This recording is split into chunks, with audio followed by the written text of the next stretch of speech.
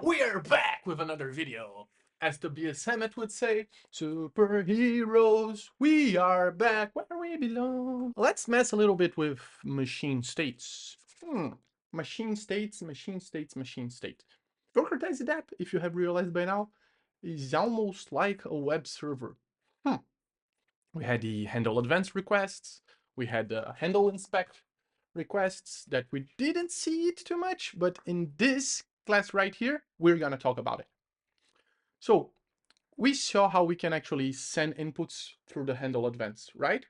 And I mentioned back in the first video that the handle advances the state of the machine. Did I mention that? Well, if I didn't, I'm mentioning it now. This means you can actually alter the state of the machine. So I can create a variable right here called counter, for example, and call it 0. And in the handle advance, I can add a counter for every request I receive.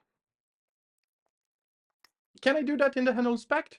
No, because just like the handle advance advances the state of the machine, that means alters the state, the handle inspect is kind of like get request, where you can just check the state. Any attempt to modify the state of the machine inside the handle inspect function won't work. It will just be reverted. So it's a terrible, terrible idea to try to process stuff inside the handle inspect. The best thing is to just check simple data inside it. We've seen how to check outputs in the last video, but now we're gonna not check outputs, but check the current state of something. So as here in the handle advance, I just added a counter +1 for whenever we send a valid input. I'm gonna get the counter value inside the handle inspect. How this is gonna be done? I'm gonna create a report, because this is how handle inspect works, with the content, the value of the counter.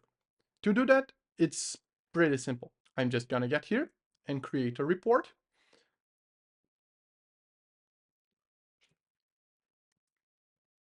With the content of the counter variable. This should have been a global variable. Browser here, access the inspect.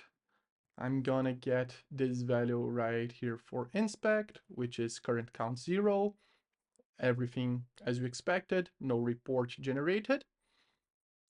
And you can see that whenever I have an inspect, it writes right here, inspect request data payload 0, and it returns the report that was generated. Okay, so once again, let's try to send an input. I sent the test, and I'm gonna rerun the inspect query. Okay. What does it say here? Current count 1. So I'm actually inspecting the state of a variable, the value of a variable from the Cartesi node without actually having to trigger a JSON RPC call. I'm just doing a query directly to the node, and it's giving me back its state. This makes it very simple to present content and information in your front end to your users through your outputs. There was this teeny tiny thing right here, which is the payload from an inspect request. But there's a payload? There's a content being sent to the inspect request? Isn't the inspect request just to inspect state? Yes, you're right. But as you can see, it does receive a value data right here. This data can contain the route of the payload that was sent. So if I do something like this, inspect counter, I will actually get a payload right here. This means that I can route my inspects, and given the payload, do different returns. Let's say I'm gonna do a decoded payload. That's gonna be X to string data, and I can compare it with things. If my decoded payload is counter, I'm gonna create this report. Else, I'm gonna create a report saying route not implemented. Oh yeah, of course, I'm trying to decode the whole data. You have to remember to get the payload property inside the data. Let's see what happens when I try to run a simple inspect with nothing else to query. I'm gonna get this route not implemented. What if I try a specific route like potato? Same exact output. Now let's try the route we implemented, the counter route. Seems the payload actually changed. This means current count 0.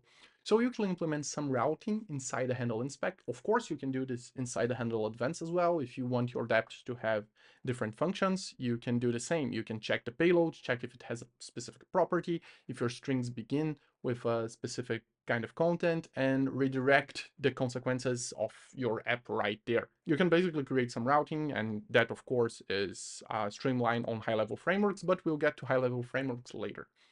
Right now, what I really want you to understand is how the information flow of the app runs. This way you can actually check the content and the state of multiple things. If you have another variable, for example, failed attempts, let's say, and we can actually add the number of failed attempts right here.